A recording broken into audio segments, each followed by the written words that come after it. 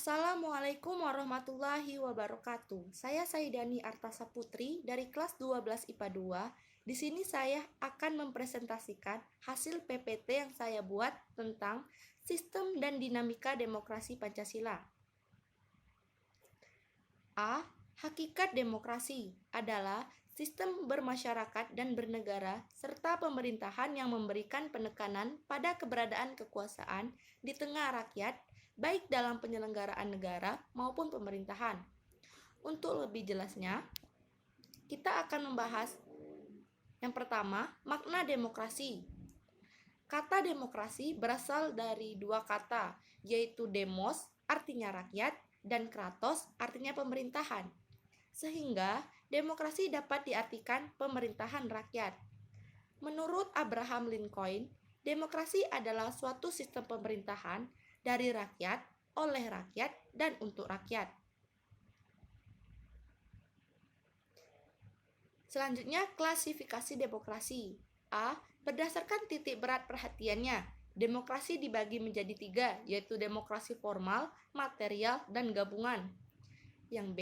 Berdasarkan ideologinya, demokrasi dibagi menjadi 2, yaitu demokrasi konstitusional atau liberal dan demokrasi rakyat atau proletar.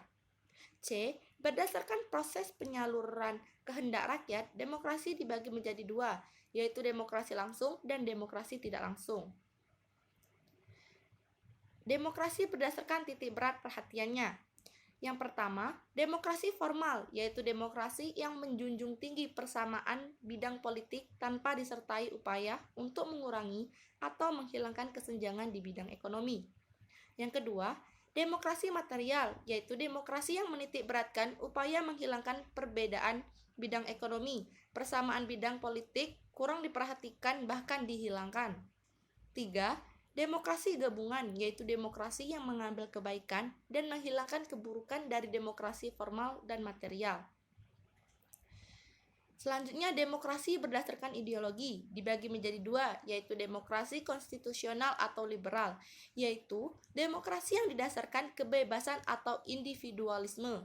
Yang kedua, demokrasi rakyat atau proletar, yaitu demokrasi yang didasarkan pada paham Marxisme dan komunisme. Demokrasi berdasarkan proses penyaluran kehendak rakyat. Yang pertama, demokrasi langsung, yaitu demokrasi yang mengikutsertakan setiap warga negaranya dalam permusyawaratan untuk menentukan kebijakan umum negara atau undang-undang secara langsung.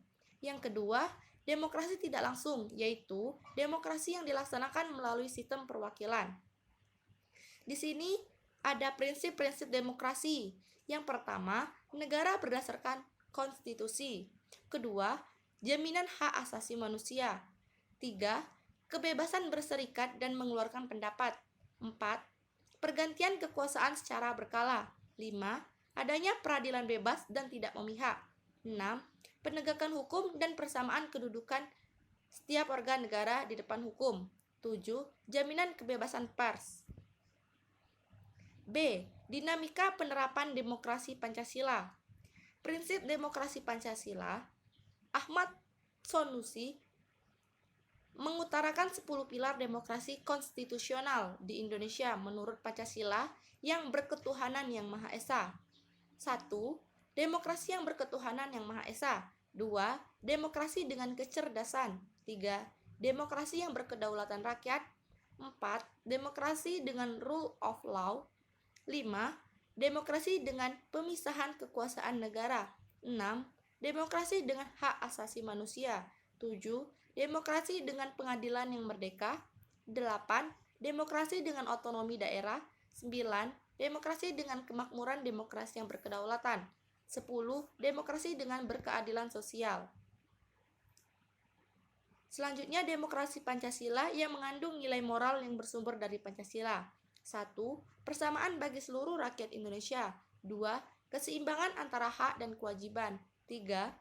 Pelaksanaan kebebasan yang dipertanggungjawabkan secara moral kepada Tuhan Yang Maha Esa. 4.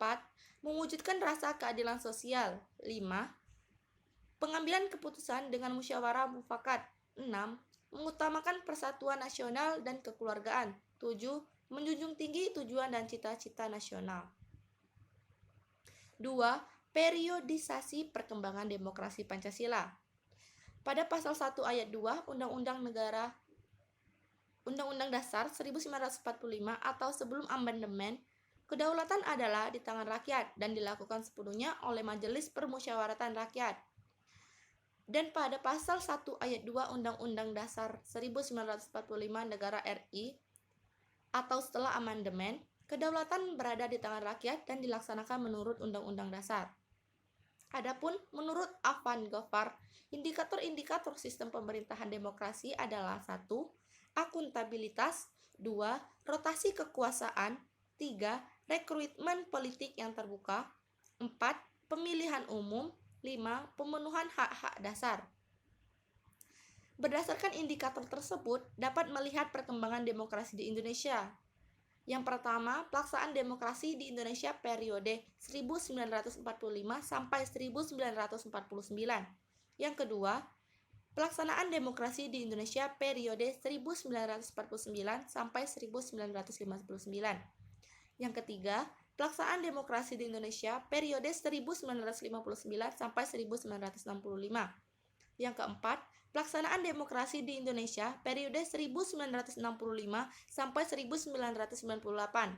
Yang kelima, pelaksanaan demokrasi di Indonesia periode 1998 sampai sekarang atau 2021. Membangun kehidupan yang demokratis di Indonesia.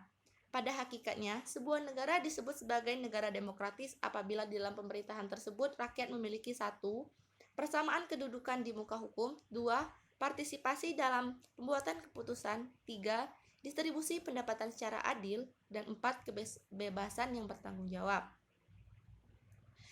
Sekian dari saya. Apabila ada salah kata, saya mohon maaf. Kepada Allah saya mohon ampun. Wabillahi taufiq wal hidayah. Wassalamualaikum warahmatullahi wabarakatuh.